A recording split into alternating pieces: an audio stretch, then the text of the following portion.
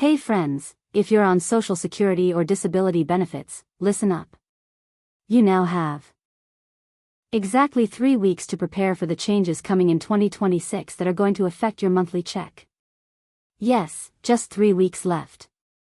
And I need you to understand what's happening because some of this is frustrating, some of it is helpful, and all of it impacts your budget. I'm seeing so much confusion out there, people getting bits and pieces of information, and I don't want anyone caught off guard when January 1st hits. So today we're breaking down all 7 major changes, the good, the bad, and what you can actually do about it.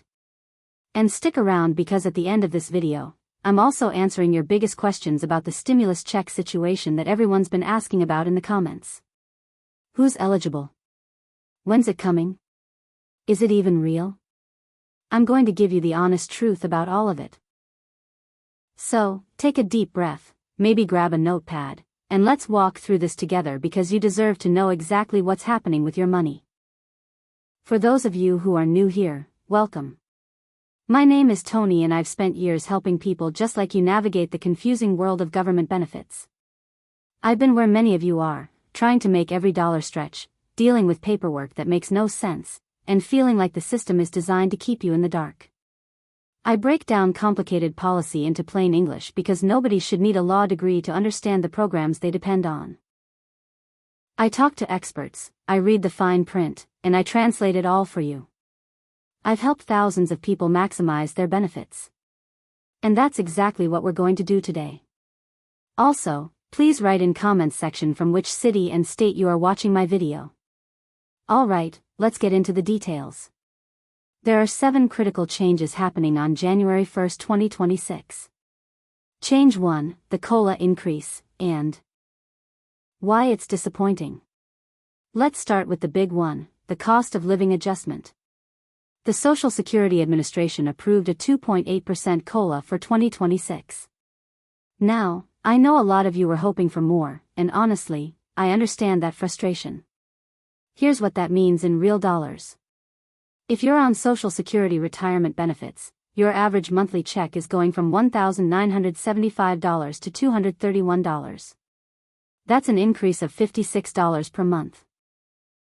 For couples receiving Social Security, you're going from an average of $3,120 to $38.88 increase.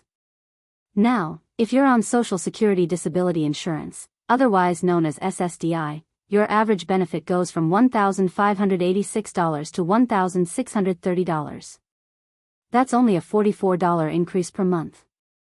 And for those of you on Supplemental Security Income SSI, your maximum federal benefit is going from $967 to $994. It's not even reaching $1,000. Think about that for a second. They're expecting people to live an entire month on less than $1,000.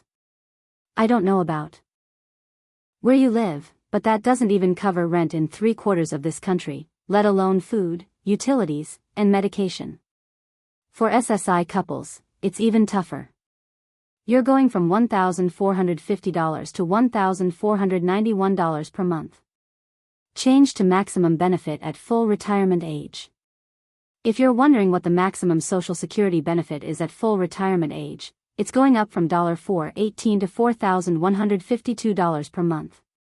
Now, most people aren't getting that maximum, but it's good to know what the ceiling is. Change 3, taxable income limit. Each year, Social Security releases information about who pays taxes into the system and how much. For 2026, if you're earning wages, you'll pay Social Security taxes on income up to $174,900. That's up from $168,600 in 2025. Now, this doesn't affect most people watching this video, but if you're still working and earning good money, just know that's the new limit where Social Security taxes stop being deducted from your paycheck. Change 4, substantial gainful activity limits. Critical for disability. This one is super important if you're on disability benefits. If you're in your trial work period and you're trying to work a little bit, you cannot make more than $1,210 per month without risking your disability benefit. Let me say that again for the folks in the back. $1,210 per month is the limit. Go over that and you could jeopardize your entire disability check. So, if you're working part-time or trying to supplement your disability income, you need to track every single dollar you earn.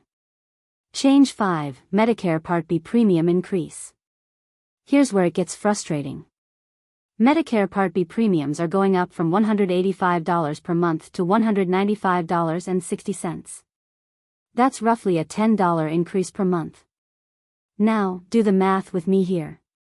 Your Social Security is going up by about $56, but Medicare is taking $10 of that right off the top. So, your actual net increase is closer to $46 per month for the average retiree.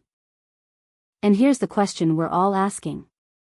Why is Medicare going up by about 10% when Social Security is only going up by 2.8%? I've been asking that question, too, and I haven't gotten a good answer. It doesn't make sense, and you're right to be frustrated about it. Change 6, Earnings Limits. If you're still working while receiving Social Security and you haven't reached your full retirement age yet, pay attention to this one.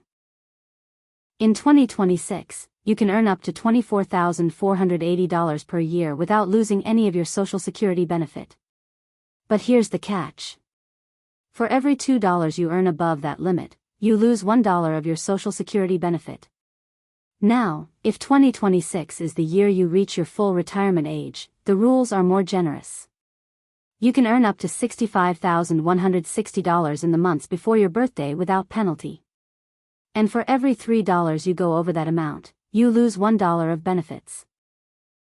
Once you hit your full retirement age, these limits disappear completely. You can earn as much as you want without affecting your Social Security. Change 7, Full retirement age permanently at 67. And finally, this is permanent. If you were born in 1960 or later, your full retirement age is 67. That's the age where you get 100% of what you've earned.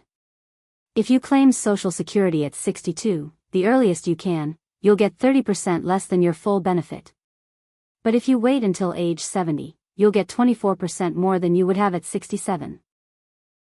So timing really matters when it comes to claiming your benefits. Let me break down who needs to pay attention to which changes. Retirees, all 7 changes impact you to some degree, but especially the COLA increase, Medicare premium hike, and earnings limits if you're still working. People on SSDI, you're looking at that $44 average increase, the Medicare increase if you have Part B, and those critical substantial gainful activity limits if you're trying to work at all. SSI recipients, the maximum benefit increase affects you directly, and since SSI doesn't automatically deduct Medicare, your situation is slightly different from Social Security recipients.